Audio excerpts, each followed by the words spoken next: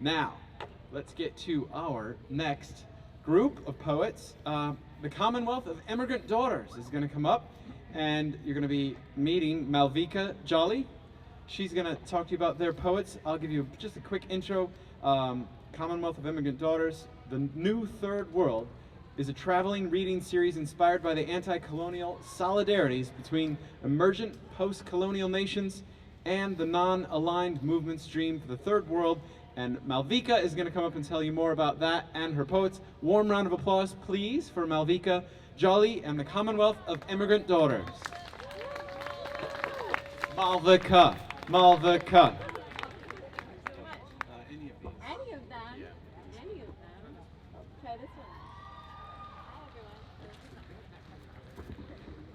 everyone. Hello. Can you hear me? Hi. I'm so excited to be here with my wonderful comrades and fellow immigrant daughters. This is a reading hosted by the New Third World, which is a radical poetry series that Lucas so kindly described. But this is not a New Third World reading. This is a reading hosted by, or celebrating, the Commonwealth of Immigrant Daughters, which I'll tell you a little bit about. The Commonwealth of Immigrant Daughters is a fiction, but a fiction that enables us to tell the truth, or rather, to invent a truth that connects us across continents. A commonwealth, as we all may know, as it's been in recent history, a commonwealth is a mixed concept, a salty concept, thieved from the slip and fall of the Imperial British Empire, who thieved us first in the early 20th century and beyond. A kind of moderate idea, a way of opening the doors to decolonization for our peoples, the people the world dreamt of, citizens of newly independent nations across the globe, freedom fighters who won their liberation and threw the extractive, parasitic state off their backs, specifically because they looked within. They looked to one another, and they looked to their people. And by doing so, they created an opening, a portal, a rupture point, where our anti-colonial and liberational strategies crossed, collided, and formed a net. The British Commonwealth was a gesture at moderation, that our grandparents and parents could have a little self-rule as a treat, while staying beneath a kind of veil of a communal imperial heritage. And we have come together to say fuck the empire. Let's go, give it up. We have come together to say fuck the empire. But that commonwealth is not the only commonwealth, nor the real one, because as we know, our commonwealth is our people, and that remains true. As Gwendolyn Brooks writes in Music Words in the Morning Voice, as a kind of prophetic warning for the times to come, which we have arrived in today, we are all each other's harvest, we are all each other's business, we are all each other's magnitude and bond. So the Commonwealth of Immigrant Daughters is a quiet knowing, a glance past between girls across oceans, across the street, a secret and not so secret bond of conspiracy and kinship, held between all immigrant daughters everywhere. As Fred Moten, a commonly known and historic immigrant daughter, writes, we have to renew our powers of assembly. As Hua Wen, the poet, writes, we convene to form networks of poetic conspiracy on the edges of writing. So here we are today to open up an unruly but open space between all of those who have come of age here in the lost and found of history, which we call the world, that we all know each other in the world only through our misbehaviors, that we are an egg that has been split wide open, telling a story at once of everywhere and nowhere. So that's what we're doing. You're in for a wild ride, and I'm so pleased to be introducing my two interlocutors and fellow deviants, really, Sarah Ghazal Ali and I.S. Jones. They've traveled quite a way all over the world to be here. And first up, we're going to have Sarah Ghazal Ali, Itiola Jones on deck. So I'll tell you a little bit about Sarah, then I'll pass the mic. Sarah, get ready. The poet Sarah Ghazal Ali has joked on occasion that poetry was a choice made for her by her parents. They yoked her to her life of words, language, and most importantly, sound, when they named her Ghazal. For me, meeting you, Sarah, was a tender bit of predestination. To meet a sister from the other side of the border, but from the same region, with the same waters, with the same texts, the same kin, is a gift. The author of Theophanies, forthcoming with Alice James Books in January 2024, Editor-in-Chief of Palette Poetry and a Stadler Fellow, Sarah's work asks that age-old vital question, so relevant to our lives. What does it mean to move between decipherable and indecipherable histories? How do we move through a world or a life which, in her words, refuses to cohere? And what do we do with all that evades translation, that slips all over the sides, which cannot be held in any container or its memory? So please give it up for the lovely Sarah Ghazal Ali. Sarah, come over here.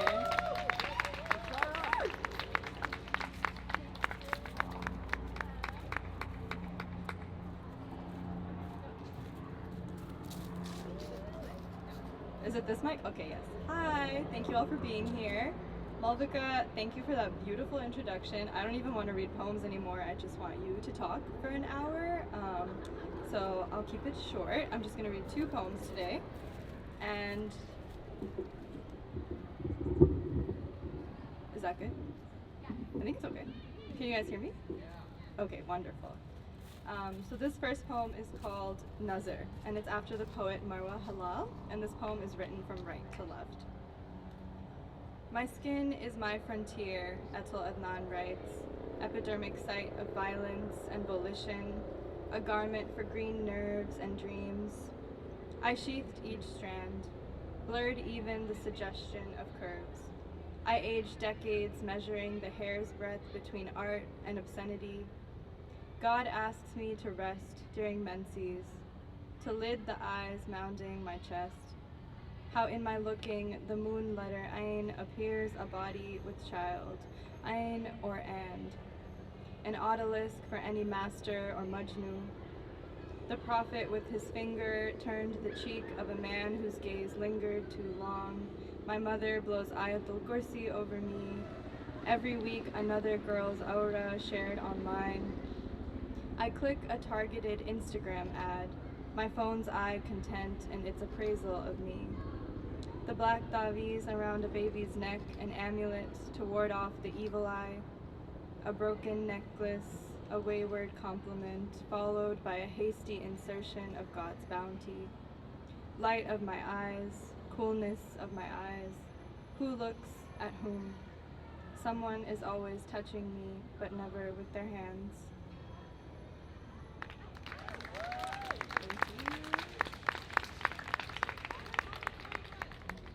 And then the second poem is the title poem of my forthcoming book, Theophanies.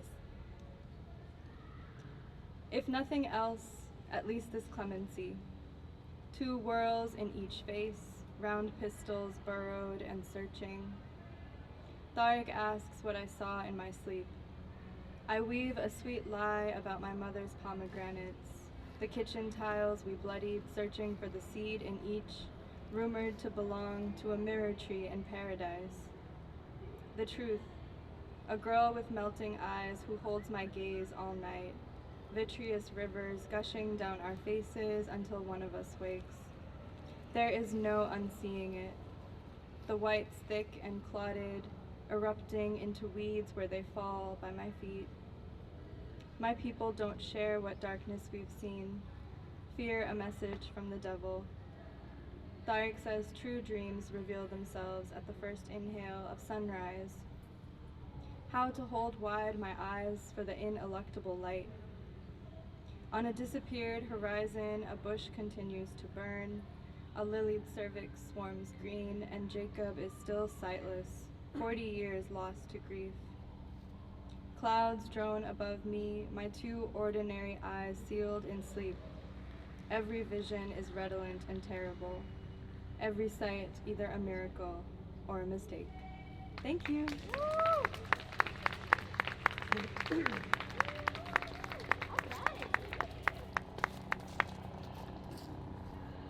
Where was I? I was here.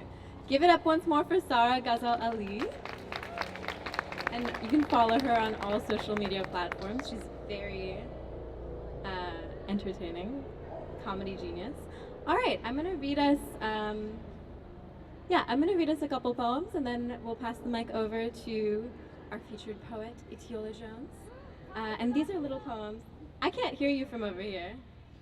These are poems that come from a series I've been working on this whole year called Dream Daughters, and it's kind of an interesting, easy container for making decisions in my life very, very straightforward, and I don't even have to think. Every poem I write is a Dream Daughter poem. Everything I write spills into this world, and in this way I've been practicing sort of getting out of my own way and reducing the amount of resistance you have to things in the world and just being. So these poems are about a kind of traveling female narrator, a little bit like myself, and she's traveling from city to city in a post-colonial world of plenty. She's thinking about her mother's memories, her grandmother's memories, stuff that happens to her, and she's sort of awash in the ambient of the world. And they're kind of a form of healing in a way, because they are very much about, like, what if we look back on our lives from the very end? Will it look like traumas of migration, rupture, fracture, all of that stuff under white supremacy, or will it actually look like we came of age in a global world where we were loved in many places? So that's my intro. And this poem is called Dream Daughter in the Visiting Hours of the World. It's kind of a little joke, because the world is always open, but if you call it the visiting hours, then we show up on time. She is climbing a ladder to unscrew the hands from the clock, dropping them into her breast pocket, wearing them on a scalloped silver chain, clasped in prayer across her collarbones, though they bite and leave beads of blood. She is opening a restaurant for sinners, a supper club on a decommissioned Pullman train car, a diner of meals to be eaten standing at sea. To make a phone call, we use a payphone, a bowl of quarters, a single washer on a long piece of string. Like a ship lost to the coursing tide, we are open all the time. No maps, no timetables. You need only echolocate to the moving target of memory to recall where and when to go. She is swimming in a sacred lake with a sacred car. She is sunbathing on the fault line between two warring continents. She is taking a nap by the side of the highway. She is pulling up the rope ladder to her heart. Tonight she is giving out haircuts from the back of a Parsi restaurant called Britannia. She is getting her first vaccine up in Harlem from a Haitian nurse called the same. She takes inventory of the long arms of empire, R.I.P. All the places where, like a wild and mangled dog, it has shaken off its damning ink. A berry palau, a lithe woman, a wronged continent, a packet of nutritional biscuits. She's playing a game of chinchon outside the electric laundromat. She's celebrating the new year with her entire family after the fever breaks. She is wearing a pendant dreamt up by her mother, a single slice of citron preserved in amber. She is traveling with a collection of tiny silver jars, everything needed for a samovar of chai. Dangling from her ears, a pair of fragrant cloves. She's spending a long season of monsoon, listening to sovereignty's subtle song. She is ringing you up never and always. She isn't waiting for your call. She knows nostalgia as a navigational tool. She's looking into its face and seeing her face, all the parts once discarded like a paper skin. All the world she is seated with still. She is trying you tonight from a rooftop in Delhi, where it is already tomorrow morning. She is stepping into a future, swift as the ticking clock. She is walking through Bed-Stuy in a coat stitched with a map of new continents. She is heading for the visiting hours of the world. All right. This next poem is called Dream Daughter in the Besieged City. Again, every city is a besieged city, but this poem in particular comes out of, who here has been to the Angelica all the time? Let's do like a raised hand. Everyone goes to the Angelica. Yeah, most people go to you, filmmaker, go to the Angelica, and for many years I've been like very obsessed with the way that the Angelica has a permissive, like an ethical test, because their elevator into the cinema is street side, so you're really doing an ethical test of nobility by walking up the steps, buying a ticket, getting your ticket punched, and then walking in that way, because it is actually it's fewer calories to walk into the elevator, just go to the cinema. And you don't have to go up and down as much, and yet it's like a profound ethical test of if you, number one, like, are you going to be caught? Are you a good person? Do you believe that they deserve their ticket costs and their ticket sales? You know, do you want to go up and down and get your steps? So I pay for my tickets at the Angelica, but it's always like a debate within my heart, which way to go. So this is a poem about being a bad girl. In traditions of non-belonging, all that which is forgotten is inherited into the margins of cities. I'm sorry, this is also a poem about wartime London. It's not just about being a bad girl. Okay. In traditions of non-belonging, all that which is forgotten is inherited into the margins of cities. And in this spirit, she is boarding her friends onto the Angelica's street-side dumbwaiter, acting both tour guide and station agent of girlhood degeneracies, telling a story about the day they built the West Side Highway, over wartime ruins of London, Bristol under siege, broken schools, pubs, libraries, cinemas, scattered across the world, ferried away as ballast in the hold of a ship, how each city carries the ruins of another, how a ruin is only time taking a detour, and detour the name of the shores on which we built our home. She is pointing out the movie poster her father showed her in the lobby of the cinema, La Révolte de Sipahi, the American Western set in the fantasy realm of the British Raj, the last gasps of the Mughal Empire, those revolutionary days in Delhi, dubbed for some unforetold reason for post-war France. She is still there now, alone in the cinema house of counterfeit histories, scratching herself into the margins of each careless frame, making pinpricks in the film stock with the bared edge of a fingernail, a subaltern salam.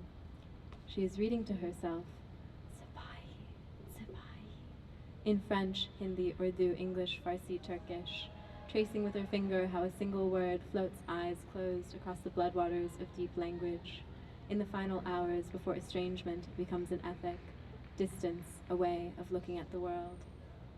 So that's that poem. Thank you. I'm going to try and sneak in one more, but I haven't been reading this one out and about very much.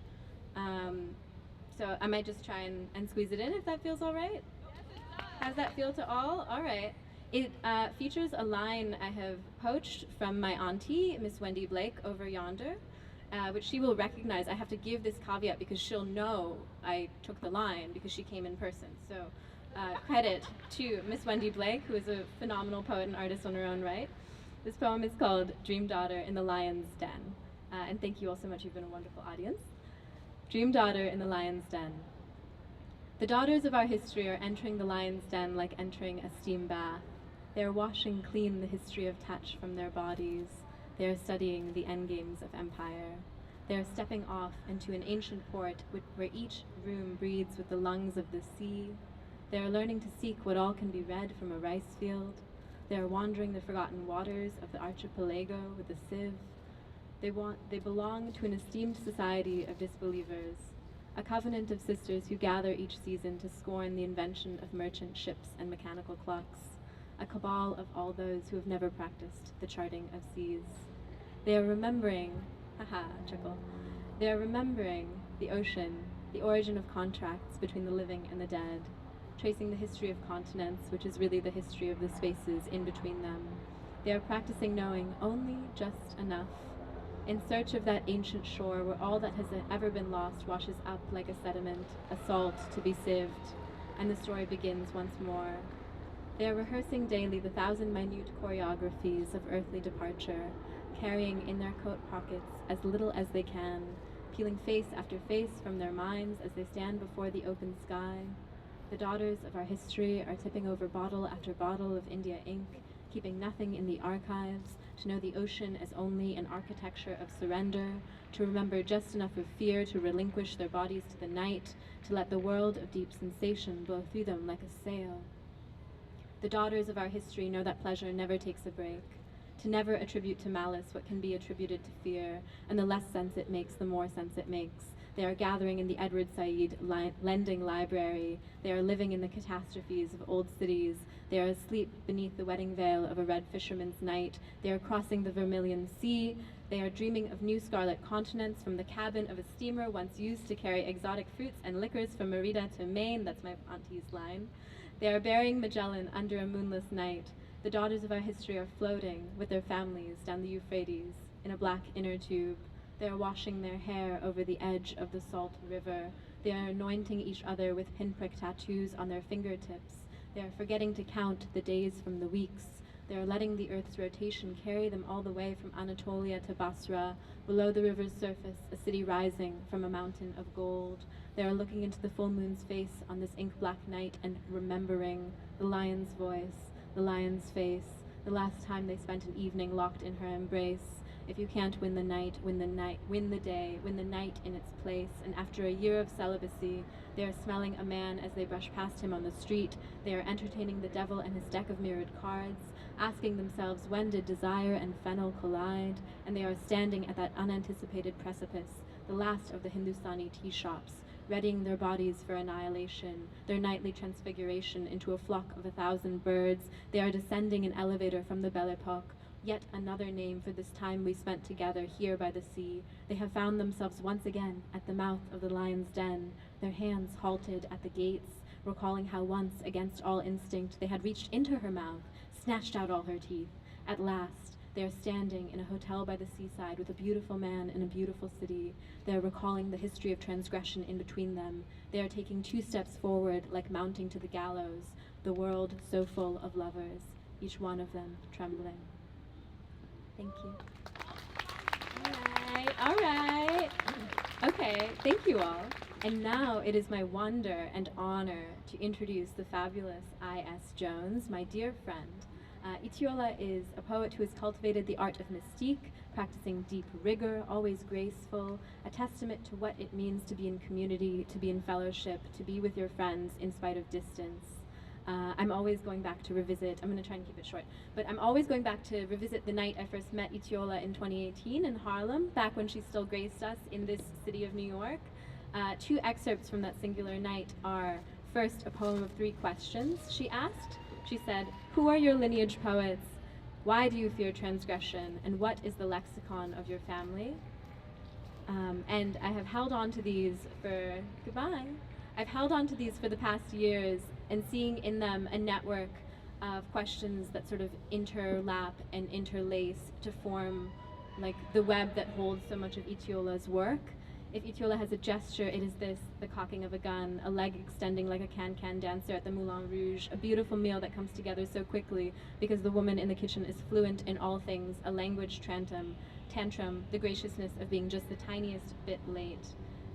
Her chapbook, Spells of My Name, came out with Newfound Org just last December. I sincerely advocate for you checking it out, and her second book will be coming out in the coming years. I'll let her tell you about it. But right now, everyone, give it up for I.S. Jones.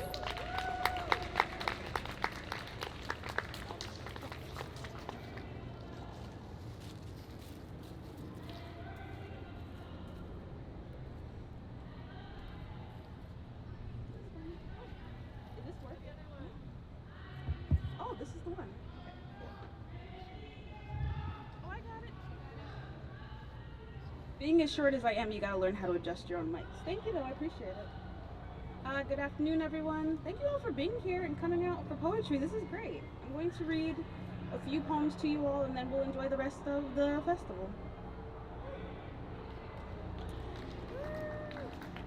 Before I get started, I wanted to, another one of our immigrant daughters who isn't here right now, I wanted to call her into the space with a poem I wrote in conversation with her. She's writing a series of poems called Letters to Another Immigrant Daughter, and Patrizia Jimenez was extremely generous enough to invite me to be a part of it, so I wrote this poem for her. Letter to Another Immigrant Daughter, for Patrizia Jimenez. Here's a story I saved for you. Songbirds sing above the receding snow to encourage spring. Here's another. I lost my faith in love, and your hand reached across the tender hours to touch me. Such is the light falling slantwise through the train's blinds. I understand what makes a person leave and never look back. I know what makes a lover stay. Like my father, I love women anchored by worship, and I love being gone. It's easier for me to board a flight than to call back my mother. My doctor told me depressives often wake from the hours of 3 to 5 a.m. Some nights, I hold my chest in the airport of my heart where it snows forever. Tell me, what has devotion afforded you that beauty hasn't? I pack for the journey light. A kiss, a picture, a scarf. I was told to go in search of God, so I went towards the sea. To be a daughter is to be vast and resistant to borders. I never fully grew into the woman my mother wanted, one who dreams in white lace, rather something voracious, wildflowers conquering the fields, the same ones we witness in a blur of saffron, goldenrods, false Solomon seal. Side by side, we're arrowed towards the future. Most days I move through my life relearning astonishment. Gratitude is a choice, as is compassion, as is your palm wiping my face clean.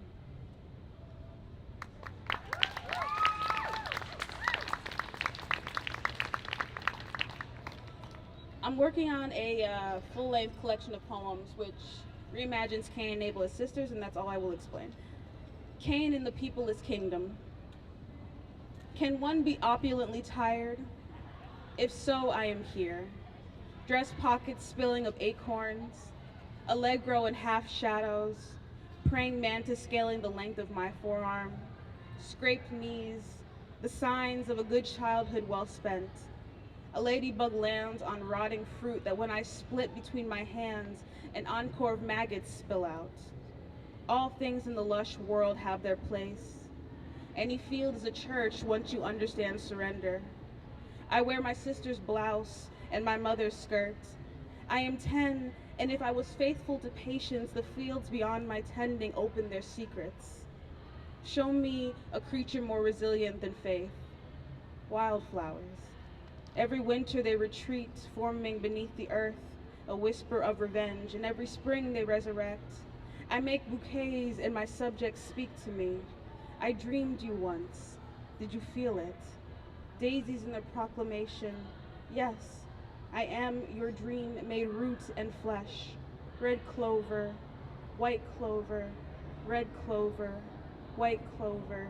Make me in your image. Purple cornflower, lady's glove, meadow sweet. Because I think I'm so clever, I'll tell you something. I think some of us were born to give more love than what we will know in return, and that is killing some of us, like what Adam does to my mother, dragging her by her throat into the bedroom.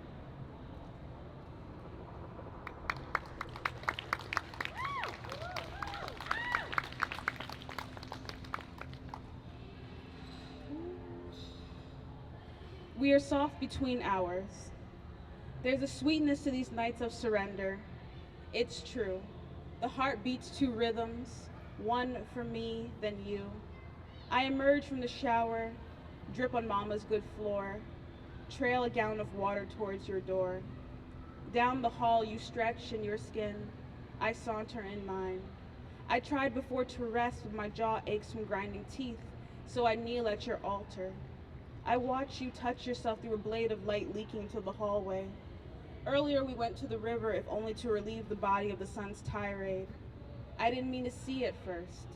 You slip out of your blue bathing suit, step into the water. Blue promise memorizing the muscles of your back. I'm old enough to understand too much longing can make any creature feral. My problem is that I fall in love with beauty. You are the grape going into my mouth, the lone tear river water tracing my breast. I've spent my small life as two bodies yearning to be one. I want to know how it felt the first time you discovered God's eye blooming between your legs, a flowering of dark red poppies in a field. What pleasure possesses you, sister, I want for myself.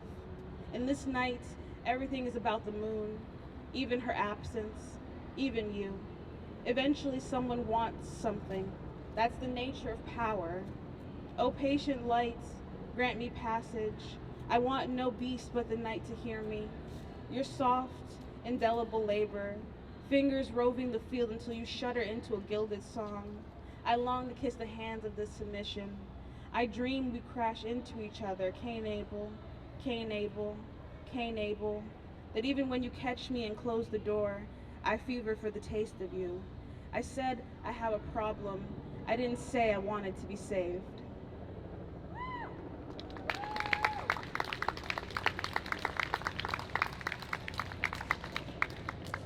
I'm gonna read two more.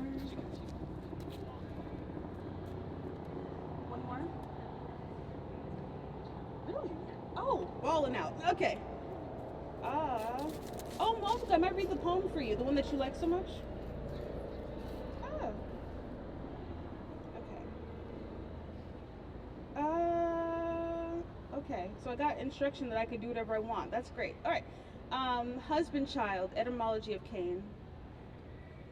First return of spring I could remember.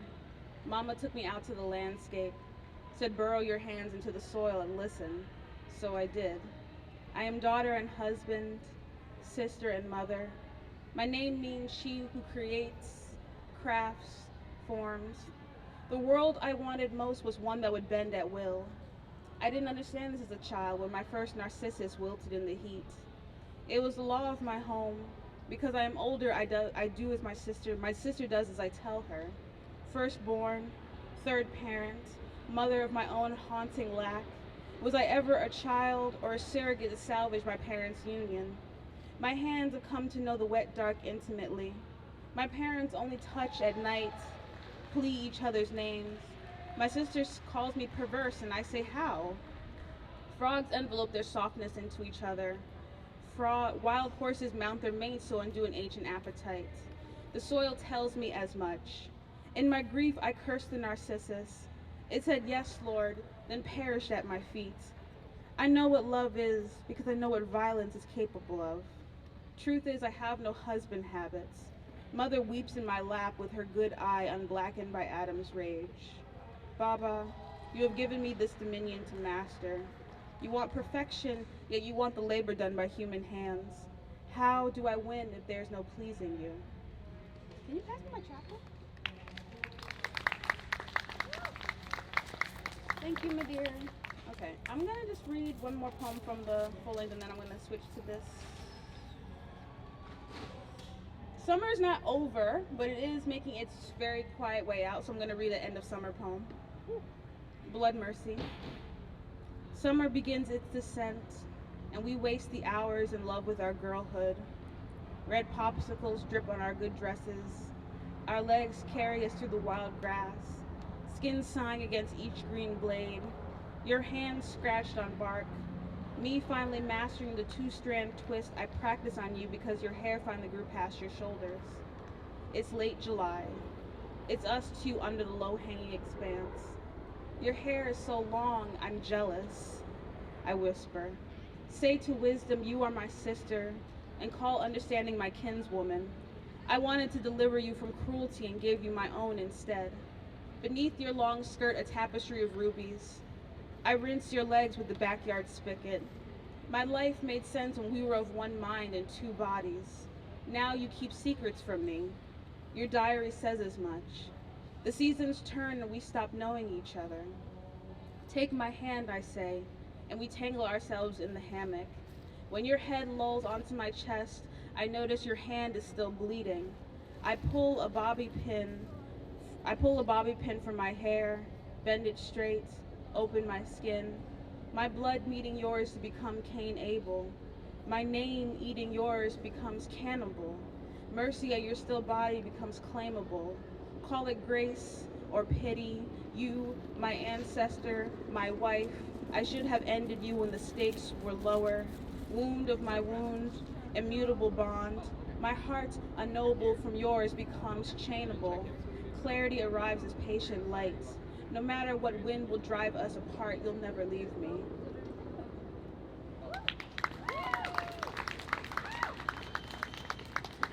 Oh, wrapping up? Yeah, we gotta go now, actually. Okay. All right. Thank you all so much. Have a good rest of your day.